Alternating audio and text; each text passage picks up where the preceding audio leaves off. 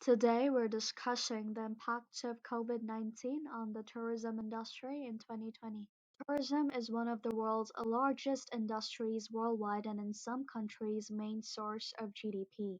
Tourism allows people to experience some of the world's cultural and natural riches, bringing people closer to each other and highlighting our common humanity. Quote from Forbes.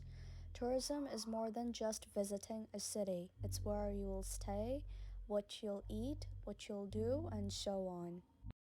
So keep in mind, it's not just the hotel or the show you would have visited that's been impacted.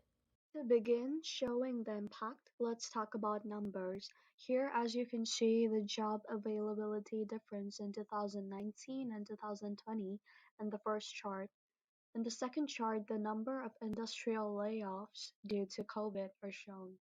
In 2020, the tourism industry was facing up to $1 trillion in losses worldwide due to a decrease of travelers by 50 to 80% from 2019. Isn't that a lot? In addition to a marginal loss, more than a million jobs in this industry were and still are at risk.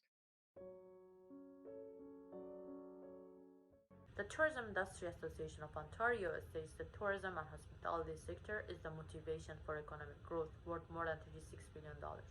The Ontario government is investing about $5 million to support long-term sustainability of the province's vital tourism industry as they deal with the impact of COVID-19. Although this may help the tourism industry stay afloat, they will still see major losses overall. Tourism is an economic driver and job creator for the province, and Toronto specifically is a major tourist destination. Hotels are barometers of Toronto's economic condition, and that economic condition is not looking good right now and for the foreseeable future. Professor W. Edward Bington at Seneca College, School of Hospitality and Tourism, said, "Rather suspect we won't see the travel industry start to recover until 2023. Many tourist spots in Toronto have faced a lack of spending that has led to businesses closing or bankruptcies. Small to medium-sized businesses and even big global franchises such as Starbucks have been negatively impacted."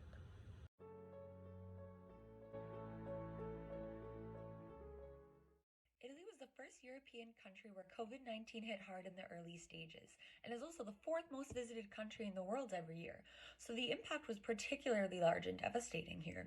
In fact, Italy is the second most reliant country on the tourism industry, and therefore was very vulnerable. One of Italy's most visited cities is Rome, not only for being the capital, but they're full of tourist attractions, hotels, and restaurants, which make the city thrive. People mainly visit for its rich culture, history, cuisine, beautiful beaches, and priceless ancient monuments such as the Colosseum. At first, they estimated Italy would lose $8 billion in tourism revenue. Despite efforts such as lengthy lockdowns to minimize the effects, the impact was greater than initially estimated.